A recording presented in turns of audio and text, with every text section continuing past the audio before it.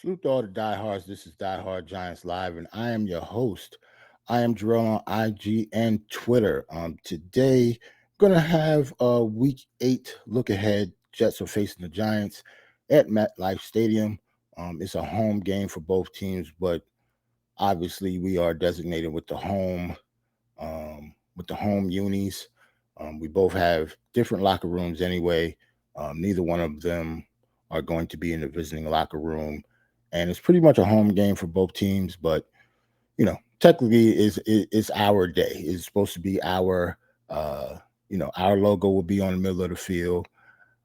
Our logos will be in the end zone, but obviously the Jets know how to play at MetLife Stadium. So let's um let's take a gander at what I have. The Giants are 2-5.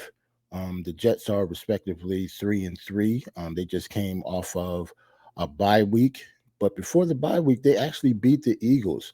That was a big game for them, their biggest victory of the year so far. So they're coming off a real good high, and having to rest up for a week. They're going to be ready to go. And the Giants, last game we played the Buffalo Bills and the Commanders for the last 2 weeks. We played pretty well. We were 1-1. Could have definitely gotten that game against Buffalo, but we ended up losing, and we did win last week against the Commanders. So at least we're coming off of a victory. But the Jets are going to be a very, very, very, very hard game because their defense is legit. And we'll talk about that when it comes to the keys of the game. So let's get the injuries out of the way. I always do the injuries first. Daniel Jones, unfortunately, would not be our starting quarterback again this week with the neck injury. This is his, third week missing a game. So Tyrod Taylor will be our starting quarterback. Gary Brightwell, who is our special teams ace, he will be out for another game with a hamstring injury. And as you can see under the doubtful list is Andrew Thomas. You could just not say that he's doubtful. He's not going to play. I'm pretty sure that he'll be out again. I'm not exactly sure what they are doing with this injury. Andrew Thomas hasn't played since week 1, but he wasn't put on IR, so it kind of makes it seem like the Giants did not think that he was going to take this long to recover from that hamstring injury. I'm not sure they know the severity of it, or I don't know if he's just having like multiple setbacks since he's had the injury. But to not put him on IR to get a open roster spot, it kind of tells you that they either don't know how long this will take, or he just keep having setbacks every week, and it's always being pushed back a week because of that. So hopefully we'll get him back next week because Andrew Thomas is obviously one of our best players. On the questionable side, Adoree Jackson didn't play last week. It kind of seems like he's not going to suit up this week either. Evan Neal, John Michael Smiths, I should say, obviously are two key members of our offensive line. JMS hasn't played in the past couple of weeks, but I actually think that he actually might suit up this week.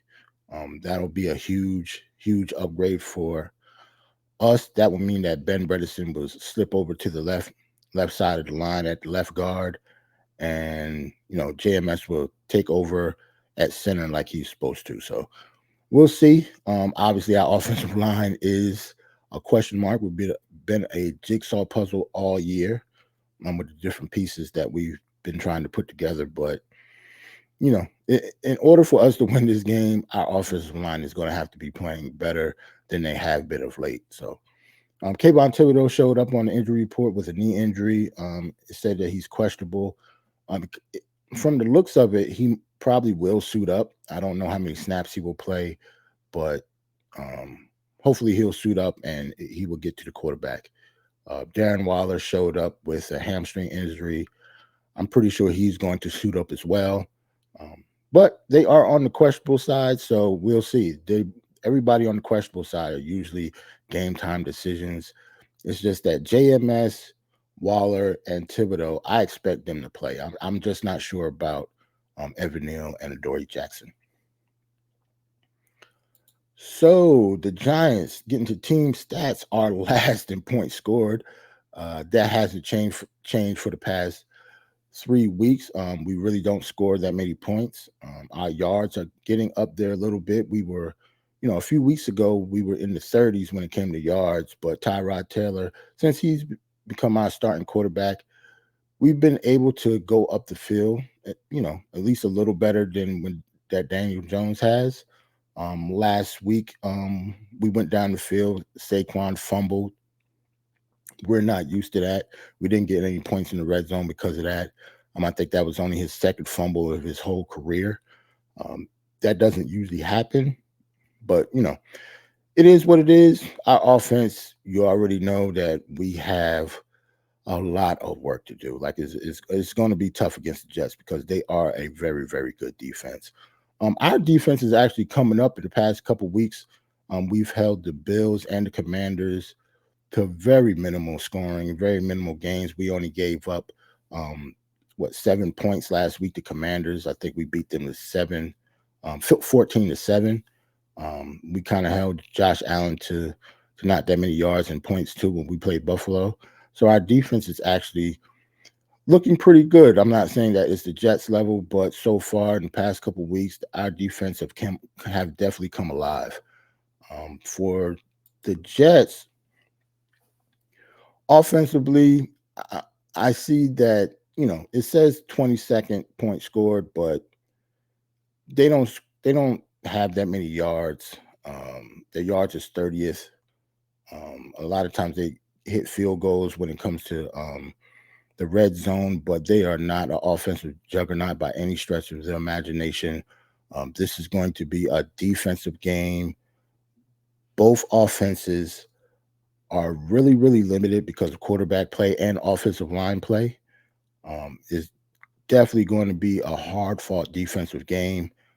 As you can see, that's 13th in points against. Don't let that fool you. Um, they are better than that. At least to me, I've watched every Jets game this season. Their defense is one of the best defenses in the league. A lot of times, offenses will score on them because the Jets offense put them in bad situations. A lot of short fields.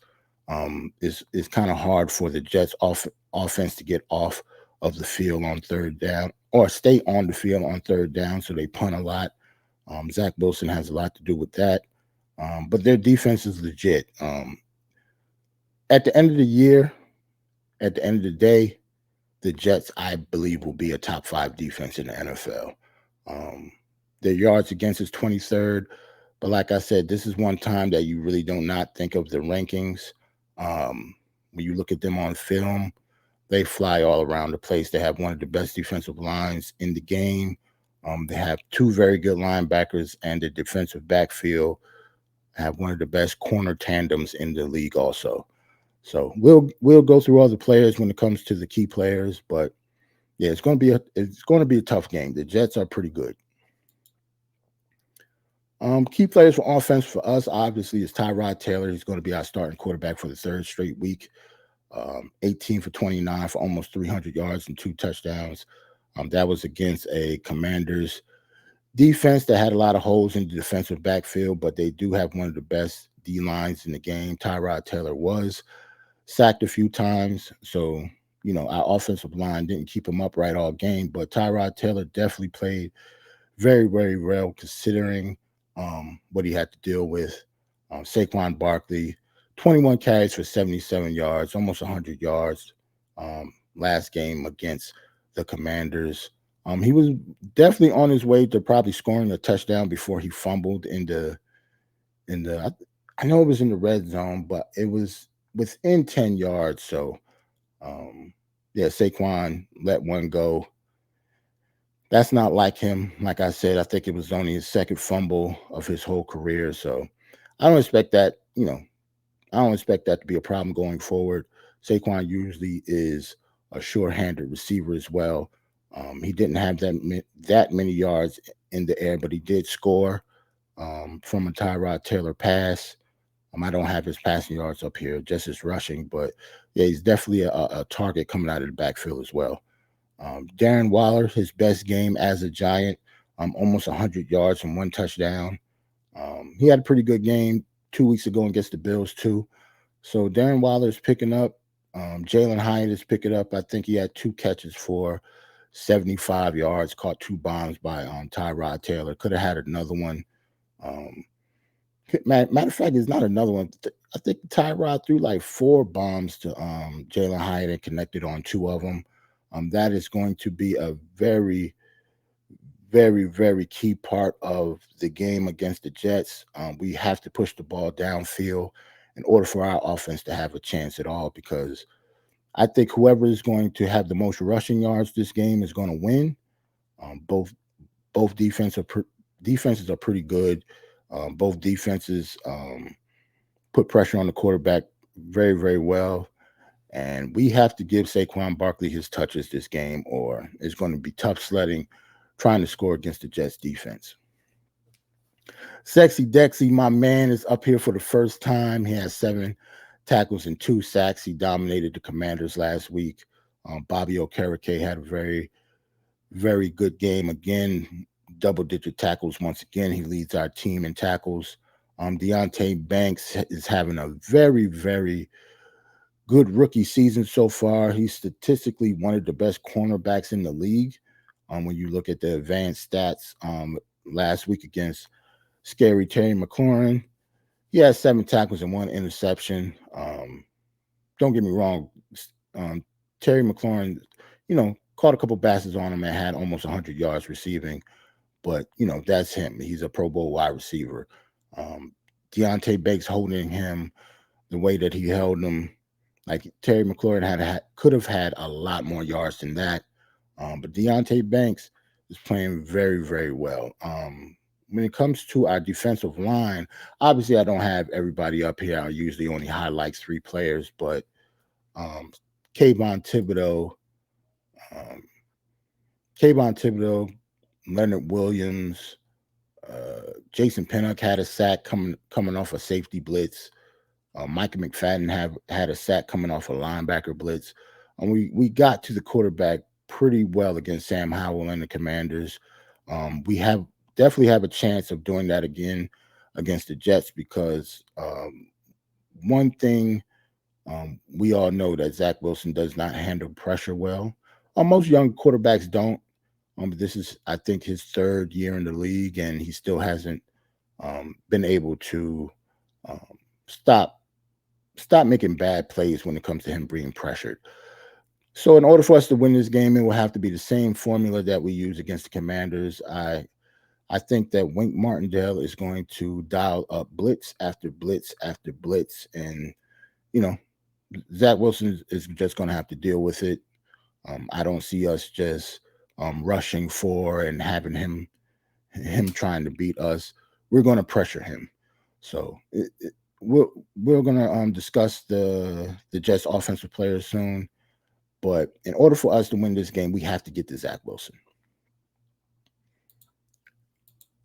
So Zach Wilson, Breece Hall, and Garrett Wilson, the 3 best players on their offense. Breece Hall, I know it says 12 carries for 39 yards, but that was against the Eagles.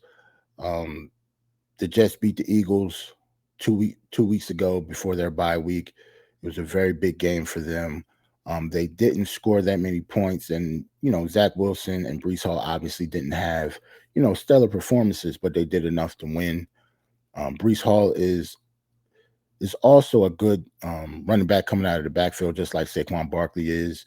I think he chipped in with like 5 or 6 catches for over 50 yards last game against the Eagles, so we have to watch out for that. Garrett Wilson is a very good young wide receiver in the game. I actually think he's going to be a top 10 or top 5 receiver within the next couple years. I'll give him. Them losing Aaron Rodgers this year is holding Garrett Wilson back a little bit.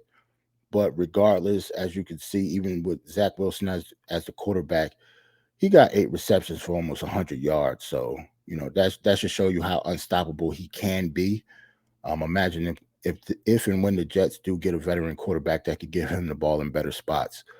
Garrett Wilson is a monster over there. So I would guess that Deontay Banks is going to shadow him all over the field because that's what he does, and that's what it seemed like Wake Martindale likes to do with Deontay Banks. He likes to have him travel with the number one wide receiver.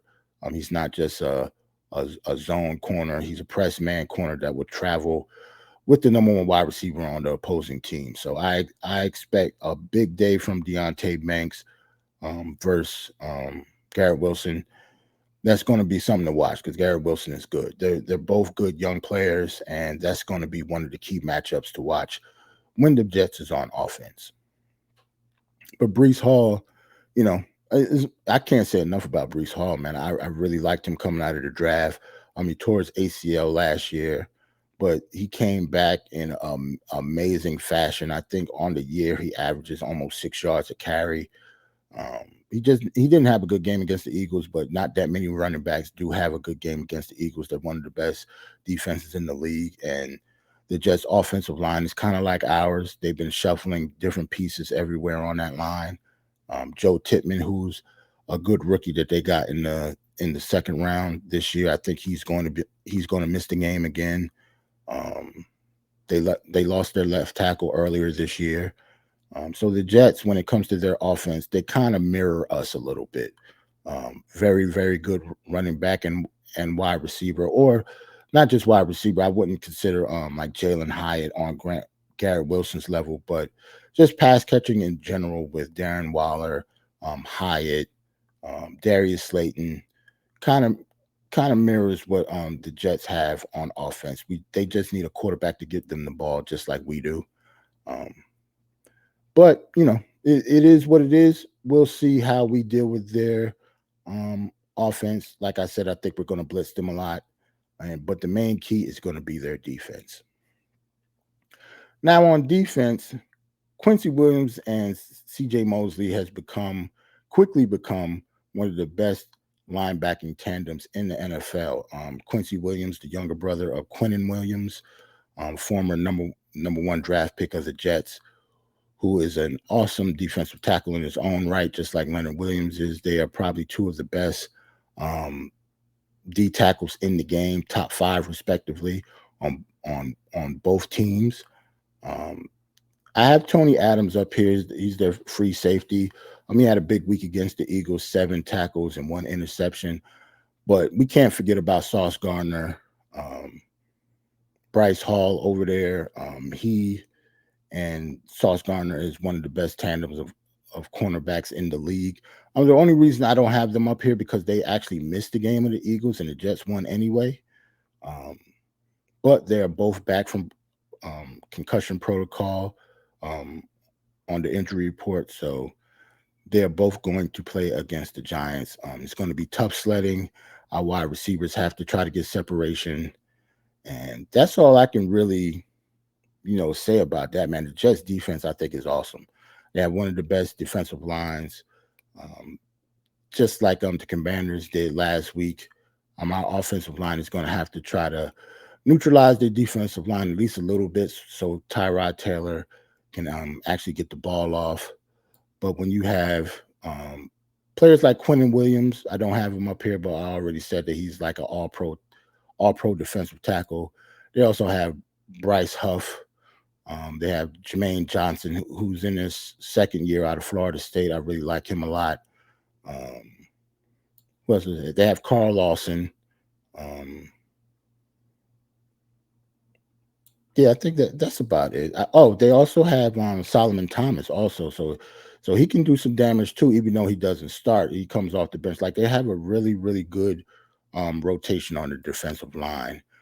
In the backfield, in the defensive backfield, I already discussed like Sauce and Hall.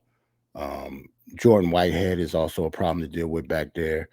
The Jets defense is one of the best defenses in the league. And we're going to have to try to score some touchdowns, even though, as a Giants fan, they are very, very hard to come by. That's pretty much about it. It's going to be a hard game. It's going to be a tough game to watch. If you do like defense, this is the game to watch. Our offenses are both, kind of anemic. We don't score a lot of touchdowns. Um, we're just going to have to run the ball and play defense. That's the type of game it's going to be. So check us out. Halftime during the game. The game is at 1 o'clock on Sunday. So, I usually go on like around 2:30, whatever halftime is. I either get on there right before halftime is ended and the third quarter starts. So you never know who's going to pop up.